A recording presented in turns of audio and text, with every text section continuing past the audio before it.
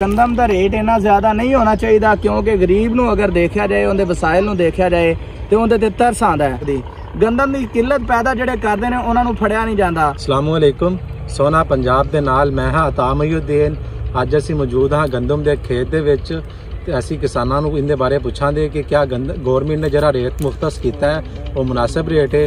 नाले गौरमेंट ने जिहड़ा 25 मन मुख्तस किया है कि किसान 25 मन तो ज़्यादा घरां च गंदम नहीं रख सकते, क्या ये उन्होंने वास्ते मुनासिब है तो उन्होंने इहदे नाल गुजारा हो सकता है, उन्होंने साल का सिस्टम चल सकता है या नहीं चल सकता। इस बारे साडे कोल मौजूद ने हाफिज़ बिलाल साहब जो कि एक स्कूल टीचर भी ने, उस नाल एक बेहतरीन किसान ने।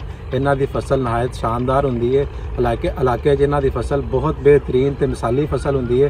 इन्हां कोल असीं पुछांगे कि क्या 25 मन दे नाल इन्हां दा सालाना गुजारा हो सकता है। जी सर जी बताना ज़रा। जी अस्सलाम वालेकुम जी। जनाब साडी कौम की बदकिस्मती है कि साडे जिहड़े हुक्मरान ने, साडे पॉलिसियां बनाने वाले लोग ने, उन्होंने ग्राउंड रियलिटीज़ का कुछ पता ही नहीं होंदा ते वो पॉलिसियां बनाते हैं जिनका हकीकत नाल कोई तल्लक नहीं होंदा।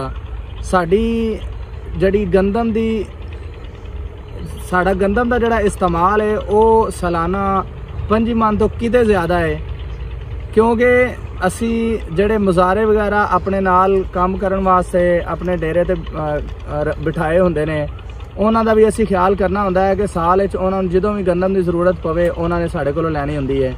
उस तो इलावा जिहड़ा अपना मजदूर असी काम ते लगाईदा उन्होंने महाना हर महीने बाद असी उन्होंने 1 मन गंदम का देना होंदा है, नाल उन्होंने तनख्वाह अलग तो दई दी है, 1 महीने 1 मन गंदम महाना दई दी है।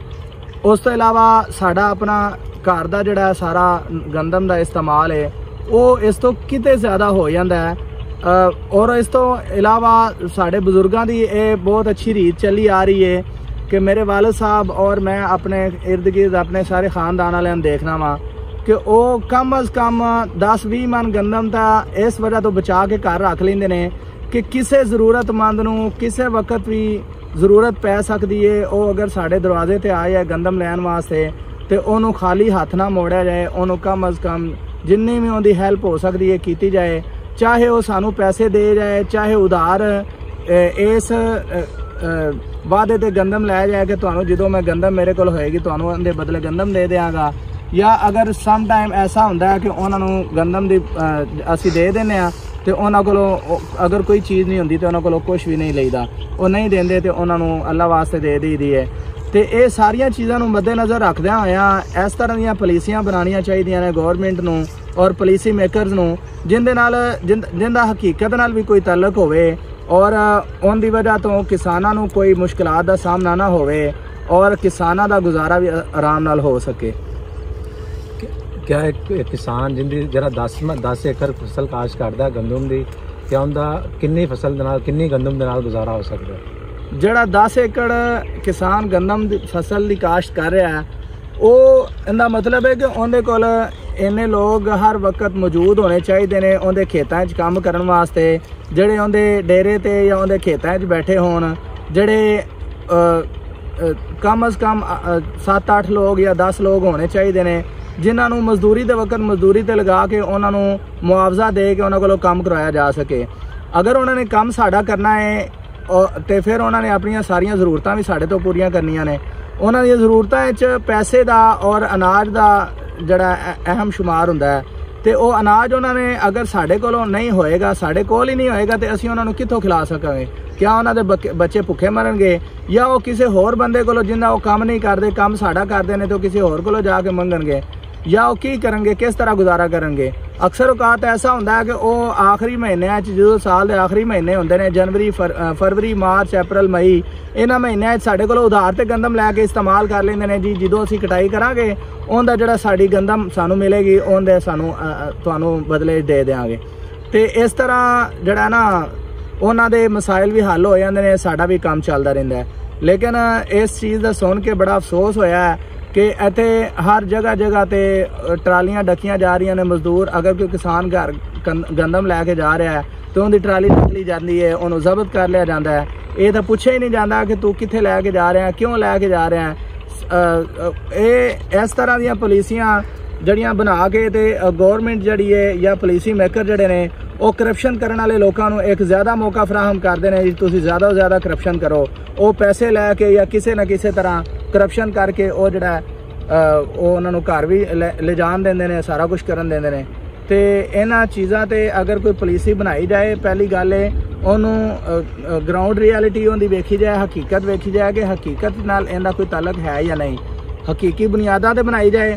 ਔਰ ਉਸ ਤੋਂ ਇਲਾਵਾ ਉਹਨੂੰ ਇੰਪਲੀਮੈਂਟ ਅੱਛੇ ਤਰੀਕੇ ਨਾਲ ਕਰਵਾਇਆ ਜਾਏ ਤਾਂ ਕਿ ਪਹਿਲੀ ਅਗਰ ਤੇ ਅੱਛੀ ਪਾਲਿਸੀ ਬਣਾਈ ਜਾਏਗੀ ਜਿਹਦੇ ਨਾਲ ਕਿਸਾਨ ਨੂੰ ਕੋਈ ਮਸਲਾ ਨਹੀਂ ਹੋਏਗਾ ਤੇ ਕਿਸਾਨ ਨੂੰ ਕਰਪਸ਼ਨ ਕਰਨ ਦੀ ਜਾਂ ਕਿਸੇ ਨੂੰ ਕਰਵਾਉਣ ਦੀ, ਰਿਸ਼ਵਤ ਦੇਣ ਦੀ ਜ਼ਰੂਰਤ ਹੀ ਨਹੀਂ ਹੋਏਗੀ।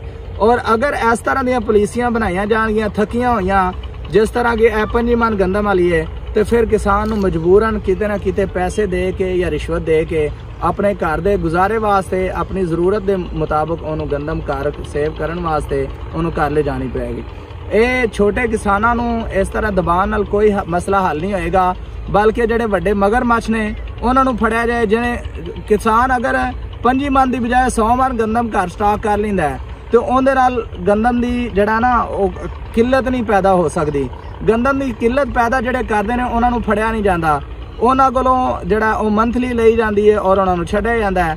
ਇਹ ਵੱਡੇ ਮਗਰਮੱਛਾਂ ਨੂੰ ਜਿੰਨੀ ਦੇਰ ਤੱਕ ਨਹੀਂ ਫੜਿਆ ਜਾਏਗਾ ਉਨੀ ਦੇਰ ਤੱਕ ਕਿਸਾਨ ਦਾ ਇਸਤਹਿਸਾਲ ਕਰਨ ਨਾਲ ਕੋਈ ਫਾਇਦਾ ਨਹੀਂ ਹਾਸਲ ਹੋਣ ਲੱਗਾ। ਜਿਹੜਾ ਸੋਸ਼ਲ ਮੀਡੀਆ ਤੇ ਵੇਲਾ ਮਚਿਆ ਹੋਇਆ ਹੈ ਕਿ ਗੰਦਮ ਦਾ ਰੇਟ 2000 ਤੋਂ 2500 ਹੋਣਾ ਚਾਹੀਦਾ ਤਾਂ ਕਿ ਹਰ ਬੰਦੇ ਦੀ ਰਸਾਈ ਹੋ ਸਕੇ। क्या ਇਹਦੇ ਨਾਲ ਕਿਸਾਨ ਦਾ ਮਾਸ਼ੀ ਕਤਲ ਹੋ ਸਕਦਾ ਹੈ? क्या ਕਿਸਾਨ ਇਹਦੇ ਨਾਲ ਆਪਣੇ ਖਰਚੇ ਪੂਰੇ ਕਰ ਸਕਦਾ ਜਾਂ ਨਹੀਂ ਕਰ ਸਕਦਾ?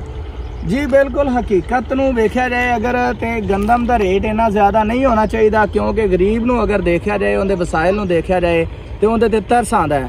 लेकिन अगर तुसी किसान नूं देखो तो उनके तो उस तो भी ज़्यादा तरस आंदा है। क्यों? जदों खाद दा जरूरत पैंदी है, जदों गंदम दी बिजाई दा टाइम सी, उदों DAP मिलना बंद हो गई। अगर किलो मिलती सी तो ब्लैक एज मिल रही सी। अगर गौरमेंट का रेट 10,500 है तो किसान नूं 14,000 मिल रही सी। उस तो बाद जो उन्होंने पानी लगा के गंदम नूं ते फिर खाद यूरिया पाने का टाइम आया, उदों फिर यूरिया ब्लैक हो गई है।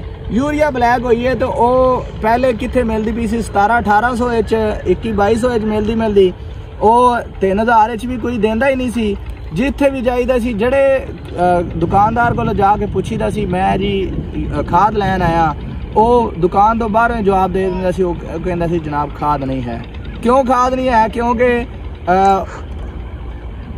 ब्लैक एज मिल रही सी, ज़्यादा रेट लेना चाहते सन। गवर्नमेंट चाहती सी कि ज़्यादा रेट ना लिया जाए, लेकिन वो ज़्यादा थोड़े रेट ते देना नहीं चाहते।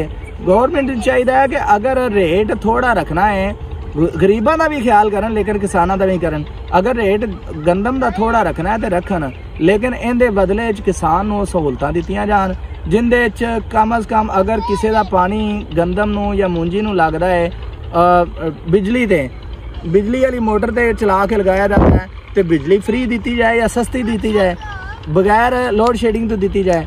और अगर जिथे बिजली जड़े इलाकों नहीं हैगी, कच्चे दे इलाके उस जगह ते टूबल नाल डीजल ते जनरेटर इंजन चला के ते उथे बिजली पानी दिता जाता गंदम नूं, ते ओ डीजल की कीमत तुसी देखो एक साल कित्थों तो कित्थे पहुँच गई है।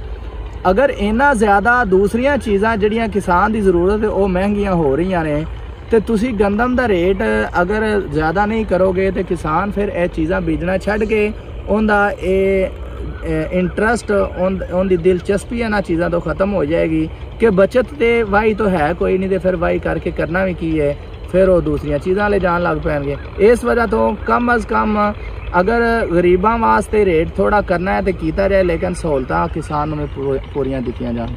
जिस तरह हाफिज़ साहब ने तुहानूं दस्सिया है कि जिवें सोशल मीडिया ते ववेला वगैरह मचिया है कि गंदम का रेट घट होना चाहिए, 2000 तो 2500 होना चाहिए।